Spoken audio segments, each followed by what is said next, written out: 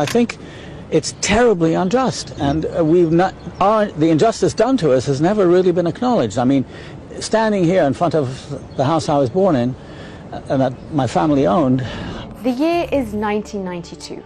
The first Intifada is in its fourth year, and the Palestinian uprising has brought international attention to the plight of Palestinians, demanding an end to Israeli occupation. The world-renowned Palestinian-American academic Edward Said stands outside the house where he once lived in Dahlabiyah, Jerusalem, 45 years after the 1948 Nakba violently displaced 750,000 Palestinians, including his own family.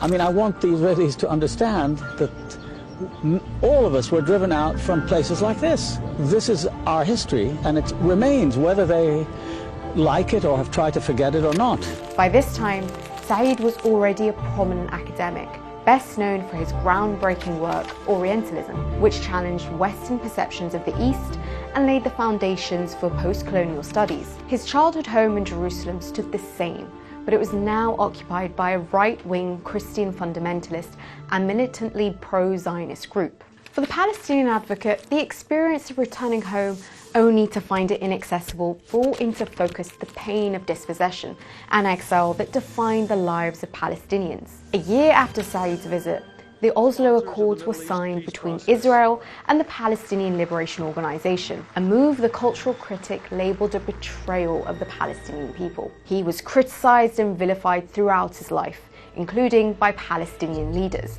who briefly censored his writings due to his outspoken criticism of their failings. In 2003, Said died of leukemia, aged 67. But 20 years after his death, as Israel's settlement expansion has rapidly accelerated to now house 700,000 settlers, compared to 250,000 in 1993, and as Israel's war rages on in Gaza, his ideas, critiques on Palestine, Israel and Zionism are proving to be more and more precise. So who exactly was Edward Said, and how is his legacy prevalent today? My childhood memories of Jerusalem are of a small mixed city, an even smaller Anglican community, peaceful and pleasant, with only occasional reminders that all was not well. Edward Said was born in 1935 in West Jerusalem to wealthy Palestinian Christian parents. At this time, this entire piece of land was an entity called Mandatory Palestine, ungoverned by the British as mandated by the League of Nations. The Said family fled their home in Dahlabiyah in December 1947 and sought refuge in Cairo, where they had opened a branch of their family business years prior. Most of my family left Jerusalem because they had to. Our house was in an area that was totally unprotected, and it was in an area that fell to the Haganah in, I think, February of 1948. There was, to my recollection, there was no militia, there was no organized resistance of any sort. There were homeowners in a prosperous but sparsely settled Arab suburb of West Jerusalem. By the late 1940s, Said attended Victoria College in Cairo, where his classmates included the future King Hussein of Jordan and actor Omar Sharif, before enrolling in an elite prep school in Massachusetts, US. He was a graduate of Princeton and Harvard universities and taught as an English lit professor at Columbia and Harvard. Said was not only a distinguished scholar, but also passionate about culture and the arts. A concert-level pianist, he had a deep appreciation for music and a love for poetry and literature. Later on in his life, he held close friendships with the likes of celebrated Palestinian poet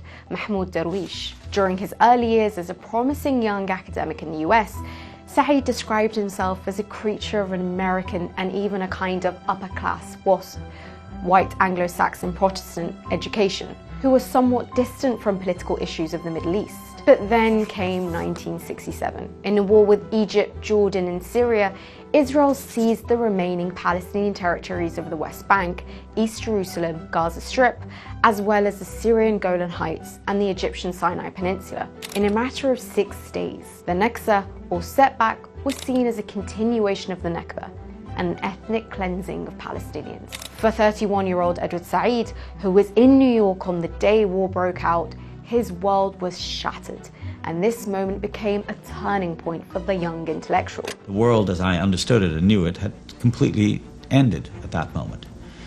And it was shortly thereafter that I began for the first time, I'd been in America already for 15 or 16 years, and I began for the first time to be in touch with other Arabs. Mass media coverage in the United States portrayed the 1967 war as a proxy victory from Americans, framing it as a triumph of the enlightened Western civilization over the barbaric East, of the heroic underdog Israel swiftly defeating the surrounding Arab armies which threatened its existence. It was essentially a battle of good versus evil. By contrast, many Arabs in the United States experienced the June War as a travesty and sparked what's been dubbed as an Arab-American awakening. Said was part of this awakening and published his first political essay in 1968, An Arab Portrayed, in response to Israeli Prime Minister Golda Meir's views on Palestinians. In 1969, she famously said, "There are no Palestinians." The essay was a critique of how Palestinians and Arabs are misrepresented in Western media and scholarship, and it launched a lifetime of writing and activism, paving the way for his most infamous publication, Orientalism, in 1978. In it, the Palestinian academic explained how Westerners, or Orientalists, since Napoleon's 1798 invasion of Egypt, perpetuated stereotypes of the Middle East, North Africa, and Asia as inferior and barbaric. Said argued that these views, promoted by artists, thinkers, and scientists, create a racist worldview that can be used to justify imperialism and colonialism. It's a tragedy, virtually impossible for an American to see on television, to read books, to see films about the Middle East that are not colored politically by this conflict, in which the Arabs almost always play the role of terrorists and violent people and irrational and so on and so forth. I mean, the idea, for example, that Hamas terrorists on the West Bank are just interested in killing Jewish children is what you derive from looking at this stuff. And very little attention is paid to the fact that the Israeli occupation of the West Bank and Gaza has been going on for 30 years. It's the longest military occupation of this century. And so you get the impression that the only problem is that, you know, Israeli security is threatened by Hamas and suicide bombs and all the rest of it. And nothing is said about the hundreds of thousands, millions of Palestinians who are dispossessed and living miserable lives as a direct result of what Israel has done and is doing. Orientalism went on to become one of the most influential scholarly books of the late 20th century. Its arguments expanded the fields of anti-colonial and post-colonial studies. The book is still on curricula all over the world and catapults Said into becoming one of the leading thinkers of his generation. At a time when Arabs were portrayed as backwards and barbaric, Said sought to humanize Palestinians and become one of the most eloquent and influential voices advocating for Palestinian rights and self-determination in the international arena. He supported the two-state solution and was elected to Yasser Arafat's Palestinian National Council in 1988 as an independent. But in 1993, his relationship with the Palestinian leader changed significantly after the Oslo Accords were signed, marking an end to the First Intifada. Whilst the world believed that the infamous handshake on the lawn of the White House was a precursor for peace in the region, Said was scathingly critical and famously called it an instrument Palestinian surrender, a Palestinian Versailles. The Accords, which were meant to bring about a Palestinian state alongside Israel, only granted the Palestinian Authority control in a limited area of the internationally recognized 1967 Palestinian borders and failed to stop ever-expanding Israeli settlement buildings. By the late 1990s, Said believed that the only way for Palestinians to have equal rights was to have a single state for both Israelis and Palestinians. He was extremely critical of Israel's settlement expansion policy and the impact it had on Palestinian life. And it's constantly expanding. There's a military post on the other side of this hill. For the last several days, they've been living without shelter, and their plight is, well, I think the only word for it is tragic, is disastrous. And this, in essence, is the Palestinian tragedy, that daily uprootings, daily evictions, daily destruction of property and homes takes place, and people are powerless to do anything about it. This is inhuman and unjust, and you know it. You're a decent person, I can tell. These are poor people. You're taking their land away from them. You know that to be true.